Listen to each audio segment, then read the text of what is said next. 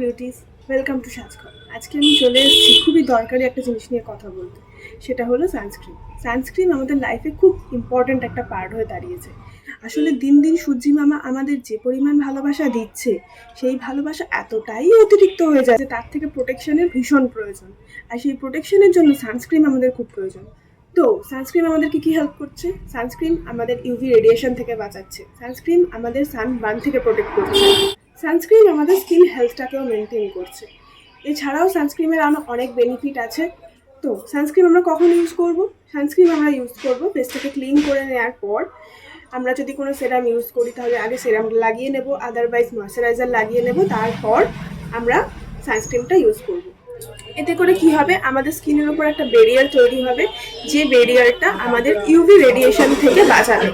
এখন আমি তো বলবো যে শুধুমাত্র ইউভি রেডিয়েশন থেকে বাঁচার জন্য নয়, যারা প্রতিদিন রান্না করো, রান্নাঘরে যাও, হিটে কাজ করো, তারাও রোজ সকালবেলা উঠে মুখ ধুয়ে ভালো করে সানস্ক্রিনটা লাগিয়ে নাও।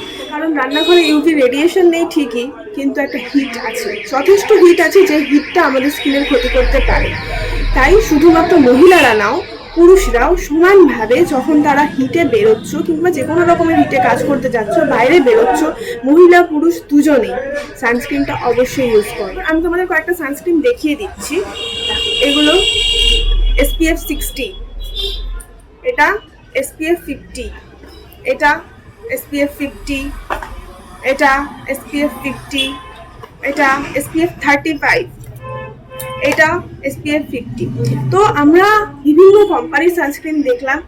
SPF গুলো কিন্তু প্রত্যেকটার আলাদা আলাদা, কোনোটা 35, কোনোটা 60, কোনোটা 50। তো SPFটা খুবই ইম্পর্টেন্ট সানস্ক্রিনের জন্য।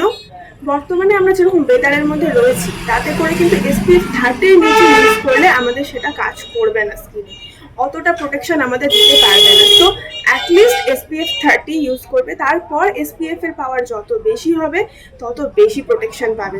আর সব থেকে ইম্পর্টেন্ট জিনিস, সানস্ক্রিন ইউজ করার রুলস, 2 ফিঙ্গার রুলস। এই আঙুলে আর এই আঙুলে সানস্ক্রিন লাগিয়ে নেবে, তারপর সেটা মুখে লাগিয়ে নিয়ে ভালো করে ম্যাসাজ করে নেবে এবং রোদ্দুরে বেরোনোর অ্যাটলিস্ট 10 থেকে 15 মিনিট আগে সানস্ক্রিনটা ইউজ করবে, তাহলেই কিন্তু সব থেকে ভালো রেজাল্ট পাবে।